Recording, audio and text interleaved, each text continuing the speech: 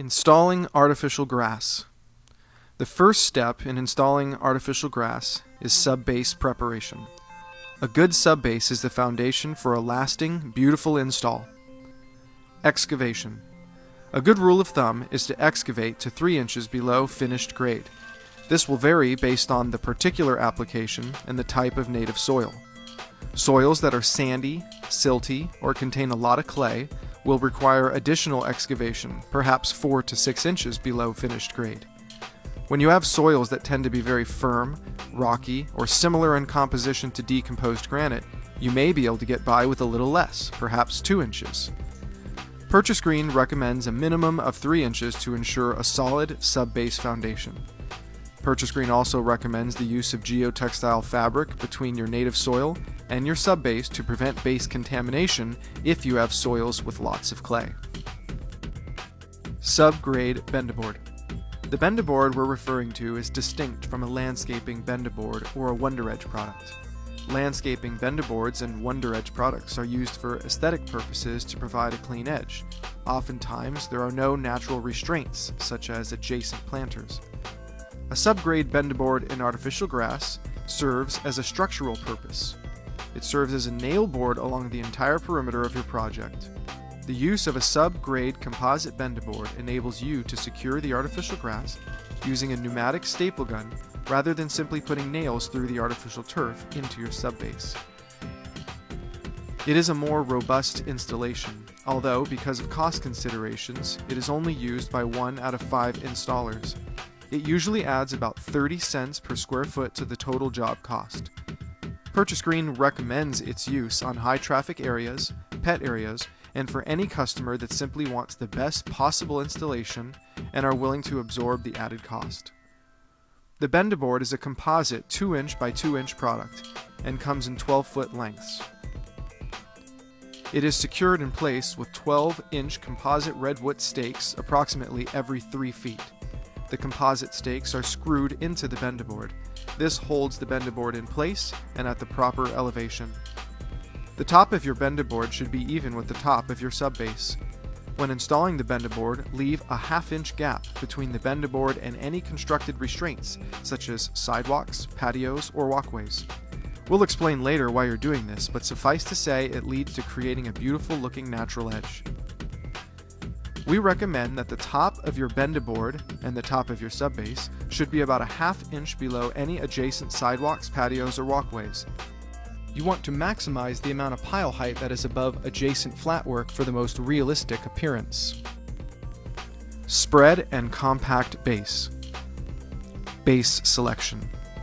Your base is usually a Class 2 road base, a crushed miscellaneous base, a cement-treated base, or a decomposed granite.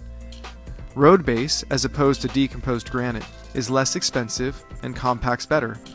Its disadvantage is that it's harder to obtain a really smooth surface and it doesn't drain as well. Decomposed granite drains better and provides for a very smooth surface, but is more expensive and doesn't compact as well. As a general rule, road base is used on landscaping applications and decomposed granite on putting greens. Oftentimes, on putting greens, an installer will opt to do the bottom 2 inches in road base and the top 1 inch in decomposed granite for cost considerations. Base compaction. This is a critical step in the installation process.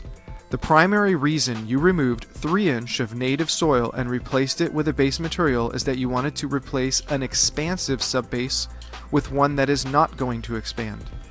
If you install artificial grass over an expansive soil, over the course of a year or so, as you pass through rainy seasons and dry seasons, the soil will expand and contract.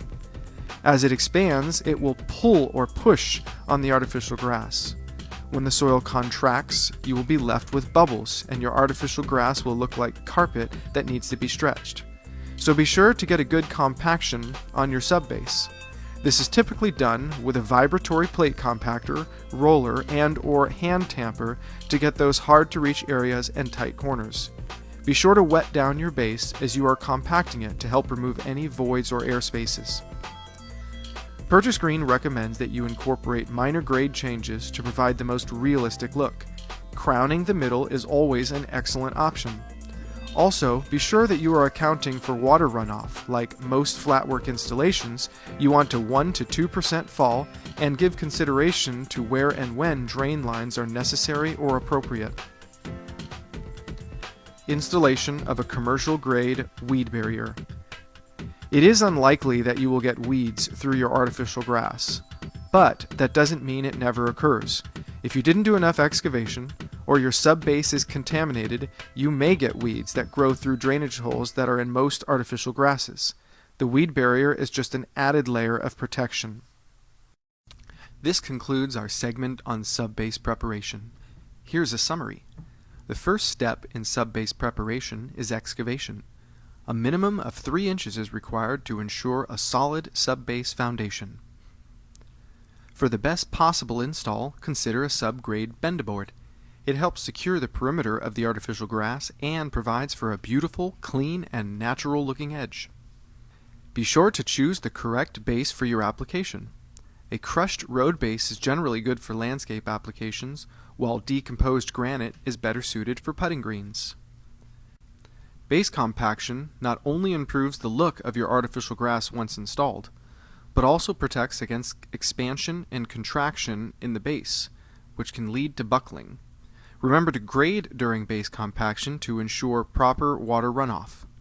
Finally, the last step before installing your artificial grass is applying a commercial-grade weed barrier. This thin geotextile fabric protects against weeds or other growth that may result from base contamination or otherwise make its way through the drainage holes in the artificial grass.